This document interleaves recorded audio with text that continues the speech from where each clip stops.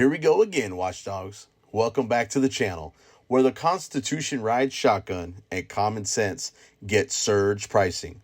Today we're featuring an Uber legend, driver Eddie. Do me a solid. After this, go show Eddie some love and drop a comment saying, BZWatchdog sent me if you already haven't subscribed to his channel. So here's the setup.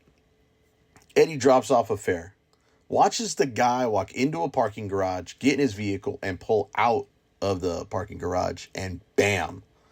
Just like a blue light special, cops are already waiting.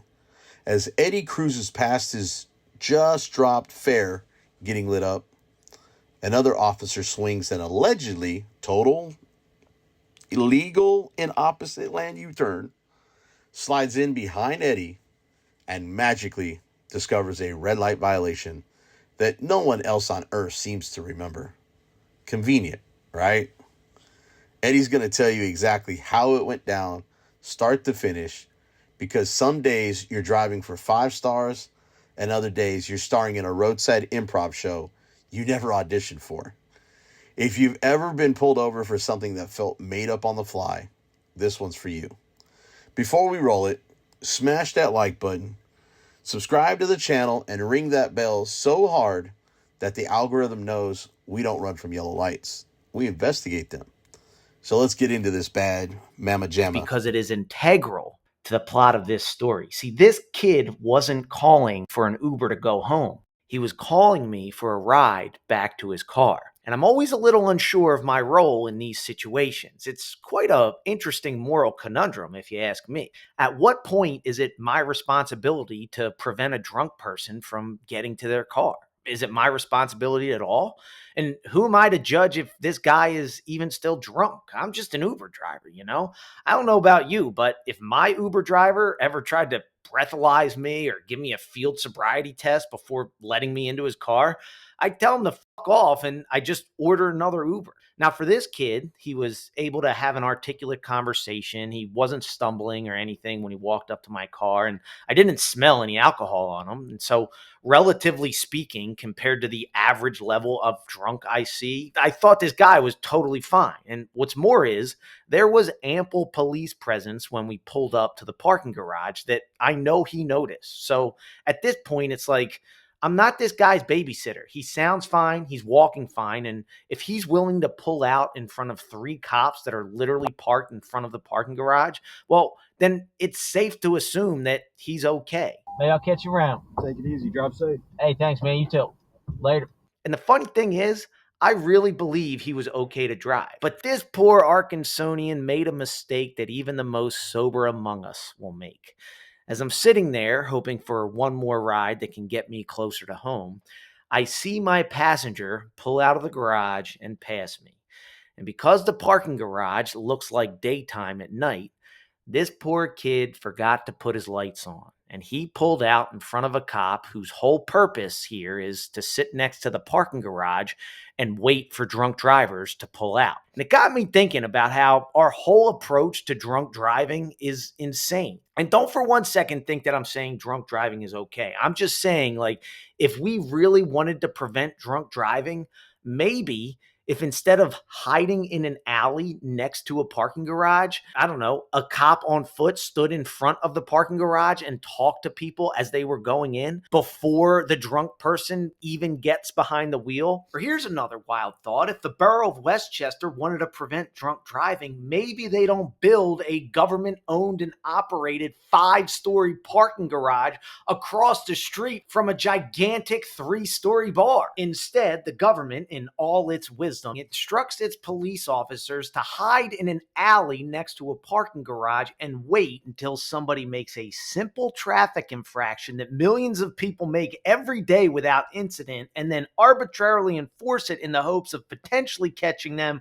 for something more important. Oh, and by the way, we're going to do that by chasing this person in their car with our cars through a walkable town full of drunk pedestrians and other drivers, then conduct a traffic stop while standing in the middle of the road as other potentially drunk, drowsy, or distracted drivers go by. How have we not thought of something better by now? So as I pulled past my poor Uber rider who found himself in yet another unfortunate situation that night, it made me wonder if traffic enforcement is mostly a charade used by police in order to pry into the private lives of mostly law-abiding citizens for the off chance that they can jam them up on something bigger, when another cop, a little further up the road, would do nothing but give me a little more reason to think that traffic enforcement, at least the way that it's set up now, does way more harm than good. And when I saw him in my rear view make a U-turn, an illegal one, I might add, I knew he was going to pull me over. But for what? I had no idea. And the sad truth is, not only have I been pulled over for absolute nonsense before, but I'm friends with enough cops who, after a few beers, have admitted that they basically have the power to pull anyone over at any time they want. Not only is it basically impossible to drive down the street legally, I mean, technically speaking, in most states, including here in Pennsylvania, you can get pulled over for having an air freshener hanging from your mirror, for obstructing the driver's vision. But cops can always claim you are driving recklessly or not maintaining your lane in order to pull you over if they want to. And when it's a cop's word versus a civilian's, well, you know who wins that battle. But despite all of that, I was comfortable with the situation because I had my dash camera running. People underestimate the value of having one of these things. Not only does video footage take away any sort of he said, she said situation, which is a game you never want to play with anyone, but especially a cop. But even more importantly, I've found that by having a dash camera, it is 1,000 times easier to keep my cool. You got to think, the reason people lose their temper or let frustration get the best of them is because they feel like they don't have control over the situation. But by having a dash camera, you don't need to argue. You don't need to worry about what the cop might say or do. You can simply surrender to the truth. And look, if I made a mistake, I made a mistake, and the dash cam will show that. But if I didn't, I have footage that shows the truth. Don't worry, buddy. Hey, good. How are you? You got your license, registration? Oh, yeah, it's in my pocket. Go ahead. Yep, cool. Thanks. Hey, that's why I'm being pulled over? Yep, you blew right through that stoplight right after the traffic stop the borough was doing. It was actually red when you went through it. Oh, are you sure? 100%. 100%. 100%. Oh, really? Yep. I have a dash cam running, just so you know. Okay. And yeah, I mean, I was going to say, if you want, when I'm in the car, you can go ahead and run it back. And what? Stop recording a traffic stop with a cop that, at worst, I think is blatantly lying to me, and at best, doesn't know the difference between a red light and a green light? Nice try, Sherlock, but no shot I'm stopping this camera from rolling. Oh, no, I mean, I guess I believe you. Sorry about that. It's all right. License? For the record, I did not believe him. I'm an Uber driver. I'm working Uber tonight, so. But there's just no sense in arguing about what happened when you have it on dash cam. Here you go. All right. And then your insurance and registration. You know, I was hoping that once this guy saw my dash camera and my Uber app, he'd quit with the charade, give me a fake warning that really had a subtext of, sorry, man, I was just lying. I wouldn't have pulled you over if I knew you were an Uber driver with a dash camera. But he stuck to his bit, and it got me thinking, maybe I did make a mistake. Unlike some people in this frame, I'm smart enough to always leave at least a little room for uncertainty. You know, memory is fickle. And then, of course, with my luck, it just happened to be the other side of midnight on the last day my insurance was valid. Oh, is it the 15th now? How does it work? It expires. I have it renewed today, but I think it expires. Is today the 14th or the 15th? Today's now the 15th. Not the 15th. But it's all right. I can look it up through your policy number, so I'll take that. And I still have no idea. Does that mean it's valid on the 15th and then expires on the 16th, or did it expire on the 15th? It always confuses me. Oh, yes. Sweet. Yeah, actually, I just dropped somebody off in the Barnaby's garage. Okay. And I was looking to see if that was the guy that pulled out that, they got. Because I saw that guy was with his lights out. Okay. So, I apologize if I didn't see that light. So, that's all right. Sorry about that. All right. My name is Officer Gardner. I'm just going to go run your information. I'll be back in a minute. All Thanks a lot, Officer Gardner. Now I'm thinking, between that heartfelt apology and the fact that I drive for Uber, this cop would have to be a real piece of work to give me a ticket. Though I have encountered cops and received tickets like that before. But I had a very strong feeling that my dash camera would be enough to get this cop to do the right thing. Because Think of it like risk reward. Say he's right. Say I ran a red light and he gives me a ticket. Cui bono? Who benefits? The borough of Westchester gets a few bucks that it's going to waste in typical bureaucratic fashion. And what the cop gets personally for doing that is the chance to go to bed at night knowing that he erased an entire night's pay of a guy out there just working Uber. And I sincerely doubt that's why he signed up to be a police officer. And there is no way that that reward, if you even call it that, outweighs the risk of him writing a ticket if there is video evidence proving otherwise. Which, look, I would have no problem with that if it worked. But the thing is, it doesn't.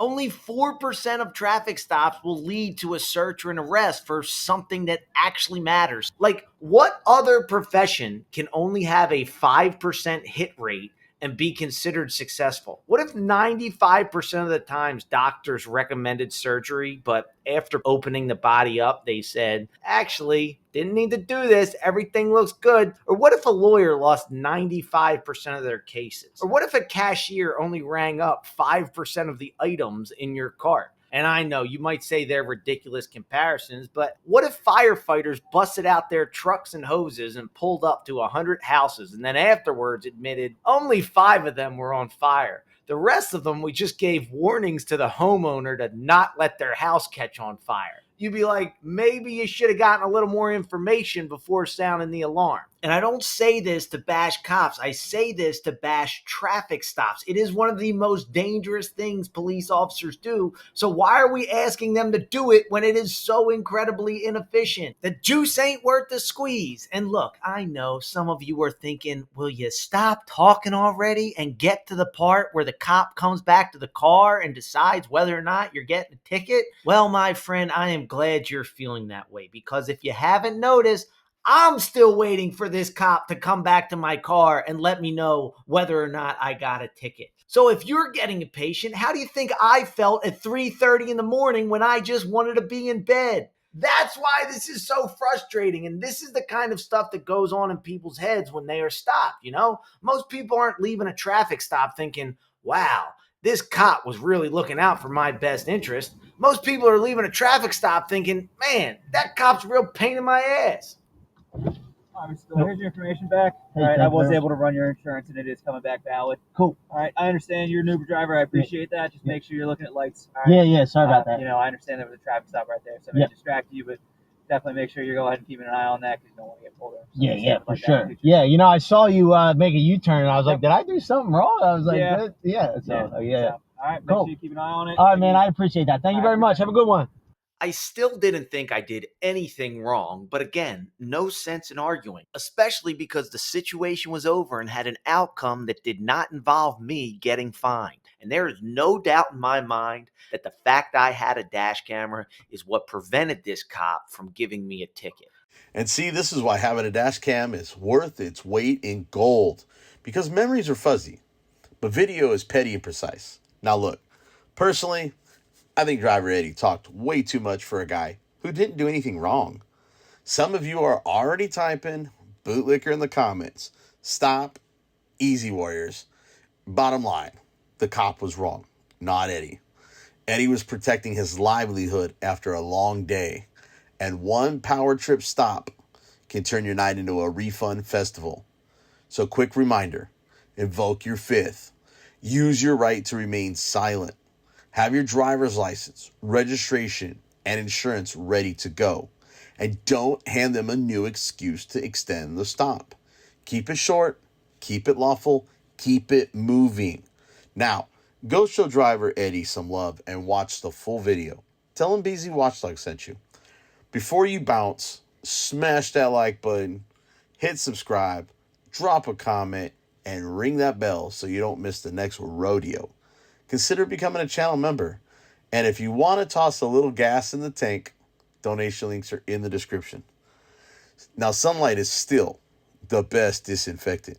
And I'm your boy, BZWatchdog, and I'll see you in the next video.